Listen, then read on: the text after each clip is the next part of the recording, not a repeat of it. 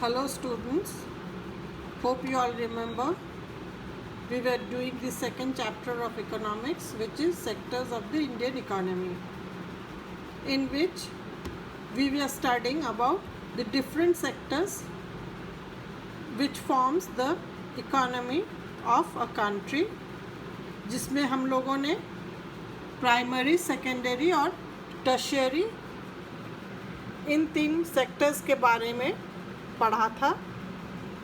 अब क्या है, next is comparing the three sectors. उसमें भी हम लोगों ने पढ़ा था कि ये जो तीन सेक्टर्स हैं, इसमें large number of people are engaged in this three sectors and they produce large quantity of goods and services. अब इसमें से पता ये लगाना है बाय कंपेयरिंग इन तीन सेक्टर्स में से सबसे ज़्यादा लोग किस में एंगेज हैं और कौन सा सेक्टर सबसे ज़्यादा गुड्स और सर्विसेज प्रोड्यूस कर सकता है। कंपेयर करने के लिए पहला क्या है, economic interdependence. All the three sectors are linked और interconnected. For example, cotton from the cotton plant, primary sector, is converted into textiles in industries, secondary sector, and reach the market through the means of transport, tertiary sector. जैसे कि cotton, जैसे हम लोग जानते हैं cotton जो है वो एग्रीकल्चर में प्रोड्यूस किया जाता है, उगाया जाता है। ये कॉटन उगने के बाद फैक्ट्रीज़ में आता है जहाँ कॉटन से धागा बनाया जाता है, धागा से कपड़े बनाए जाते हैं और फिर कपड़े को यूज़ करके अलग ड्रेसेस बनाए जाते हैं। तो ये इंडस्ट्री जो है वो सेकेंडरी सेक्टर में आता है। और ये जो गुड्स है, कॉटन से बनने वाले सामान, वो मार्केट तक पहुंचते हैं थ्रू ट्रांसपोर्ट। इन कपड़ों के बारे में थ्रू एडवर्टीज़मेंट लोगों को जानकारी दिया जाता है, जो कि टर्शियरी या थर्ड जो सेक्टर है उसके अंडर आता है। इसका मतलब ये होता है कि ये जो तीनों सेक्टर्स है, प्राइमरी, सेकेंडरी एंड टर्शियरी, ये तीनों सेक्टर एक दूसरे से कनेक्टेड है, एक दूसरे के ऊपर डिपेंड करता है। कॉटन एग्रीकल्चर से आएगा तभी इंडस्ट्री में वो तैयार होगा, कपड़े तैयार होंगे, ड्रेसेस तैयार होंगे और फिर वो मार्केट में आएंगे। तो फिनिश्ड गुड तक आने के लिए इन तीनों सेक्टर्स का बहुत ही ज़्यादा इम्पॉर्टेंट रहता है। अब क्या है, फाइनल गुड्स एंड सर्विसेज। जो इन तीनों सेक्टर्स से गुजरने के बाद जब सामान मार्केट में लोगों के लिए पहुंचता है, तो that comes in the form of final goods. वो बिल्कुल तैयार माल की तरह आता है। They are directly consumed by the consumers and are not meant for further production और प्रोसेसिंग। टर्शियरी सेक्टर के द्वारा जो सामान मार्केट तक पहुंचता है वो लोगों के इस्तेमाल के लिए होता है और फिर उसका कुछ फर्दर प्रोसेसिंग करने का ज़रूरत नहीं होता है। अब क्या है, to know the value of the products we consider only the value of the finished goods.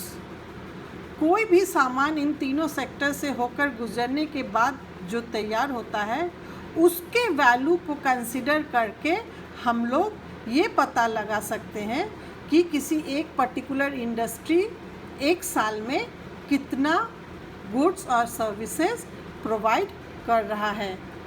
For example, by counting the value of biscuit we will also get the value of flour from which biscuit is made and the value of wheat from which flour is made.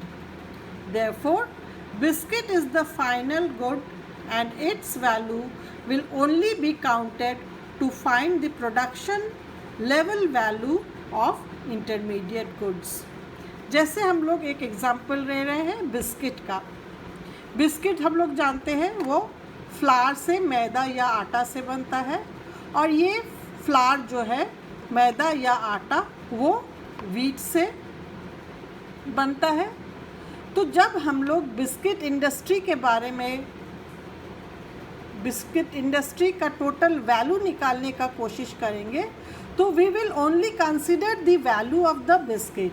हम लोग उसके अंदर मिलाया हुआ flower का value को अलग से नहीं देखेंगे, फ्लावर जिससे बना है वो वीट का वैल्यू को अलग नहीं देखेंगे, फ्लावर से बिस्किट बनाने के लिए उसमें जो शुगर ऐड किया गया है, ऑयल ऐड किया गया है, उसको अलग अलग वैल्यू कंसिडर नहीं करेंगे, बल्कि बिस्किट का पर पैकेट का जो वैल्यू है उसको कंसिडर करके ही ये पता लगाएंगे कि एक साल में एक ब्रांड का बिस्किट का कितना प्रोडक्शन हुआ है।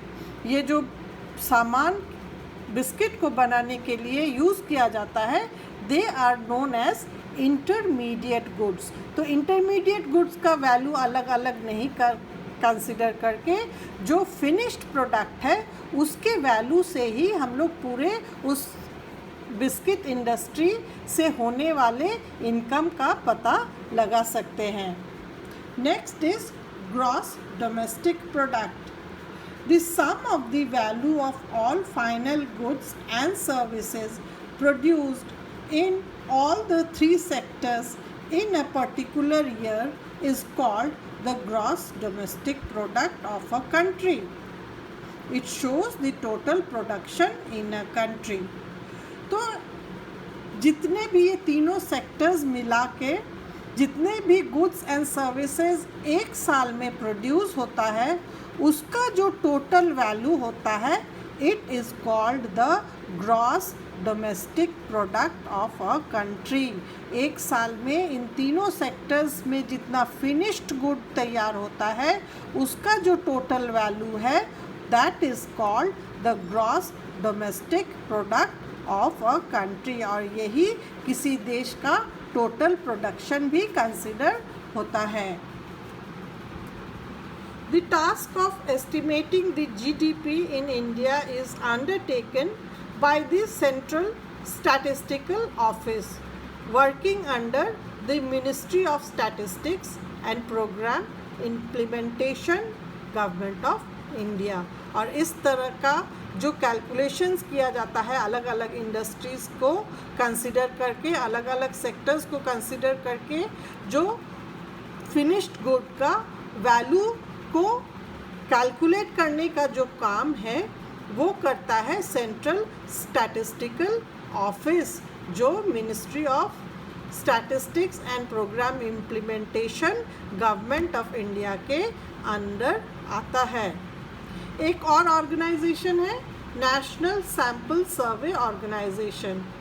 It is an organisation under the ministry of statistics Planning and Program Implementation, Government of India, that regularly conducts survey on employment and unemployment 5 yearly and figure out primary data for further use. Other sources like Census of India also provide employment data. अब इन अलग अलग जो sectors है, primary sectors और primary sector, secondary sector और tertiary sector में कितने लोग एंगेज्ड हैं, या फिर एक एरिया में, एक कंट्री में कितने लोगों के पास एम्प्लॉयमेंट है या नहीं है, इन सब चीज़ों का सर्वे करने के लिए एक ऑर्गेनाइजेशन है जिसका नाम है नेशनल सैम्पल सर्वे ऑर्गेनाइजेशन, जो भी गवर्नमेंट ऑफ इंडिया के मिनिस्ट्री के अंदर आता है। इसके अलावा हर 10 साल में एक सेंसस होता है। सेंसस आप लोग जानते होंगे, जनगणना होता है। उसमें भी एम्प्लॉयमेंट के बारे में डेटा मंगवाया जाता है या डेटा का पता लगाया जाता है। Historical change in sectors. Generally it has been noted from the histories of many now developed countries that at initial stages of development, primary sector was the most important sector of economic activity. अगर इतिहास में हम लोग पढ़ेंगे, economy के इतिहास में पढ़ेंगे, तो ये पता चलेगा कि जो अभी एज डेवलप्ड कंट्रीज़ हैं, उनका जो डेवलपमेंट का दौर शुरू हुआ था, उस समय प्राइमरी सेक्टर्स जो थे वो सबसे ज़्यादा इम्पॉर्टेंट माने जाते थे, या प्राइमरी सेक्टर का इम्पोर्टेंस इकोनॉमी में सबसे ज़्यादा था. Primary sector which is also known as the agricultural and related sector. तो पहले हिस्ट्री के अनुसार क्या है कि एग्रीकल्चर का इकोनॉमी में बहुत ज़्यादा इम्पोर्टेंस था. The developed countries have gone through historic changes in the economic sector as the economic activities have gradually shifted from primary to secondary and tertiary sector. How service sector has become the most important sector. The shifting of economic activities does not mean complete elimination of previous sector, but the importance and dominance of next sector is increased. लेकिन जैसे जैसे modern method, modern technology का utilise होने लगा है, तो क्या हुआ है, धीरे धीरे प्राइमरी सेक्टर से शिफ्ट होके सेकेंडरी सेक्टर और टर्शियरी सेक्टर का इम्पोर्टेंस इकोनॉमी में ज़्यादा होने लगा है. इसका मतलब ये नहीं है कि एग्रीकल्चरल सेक्टर या प्राइमरी सेक्टर का इम्पोर्टेंस कम हो गया है, लेकिन वो अपनी जगह पर है, लेकिन बाकी जो सेकेंडरी और प्राइमरी टर्शियरी सेक्टर्स है उसका इम्पोर्टेंस धीरे धीरे इकोनॉमी में बढ़ने लगा है. During 1950s and 60s, Indian economy dependent on agriculture and related activities. Between 1973 and 2003, the production in all three sectors have increased substantially, but most in the tertiary sector. 1950s और 60s में Indian economy में भी agriculture का importance सबसे ज़्यादा था, लेकिन धीरे धीरे 1973 के बाद बाकी दोनों सेक्टर्स का भी इम्पोर्टेंस बढ़ने लगा है. और इसमें से जो टर्शियरी जो सेक्टर है, जो थर्ड सेक्टर है, जो मेनली सर्विसेज प्रोवाइड करता है बाकी दो सेक्टर्स को, उसका इम्पोर्टेंस बहुत ही ज़्यादा बढ़ गया है in Indian economy. So for today it's over. You have 2 questions to answer in your homework. Homework के लिए 2 क्वेश्चन है. Give an example to show the interdependence of the sectors. अभी एक एग्जाम्पल के द्वारा हम लोगों ने पढ़ा है, उसी एग्जाम्पल को आप लोगों को अपने वर्ड्स में लिखना है. And the second question is what is gross domestic product और जीडीपी. जीडीपी किसको कहा जाता है, उसका डेफिनेशन भी अभी मैंने बुक में आप लोगों को दिखाया है. You have to write this 2 answers for your homework. Thank you.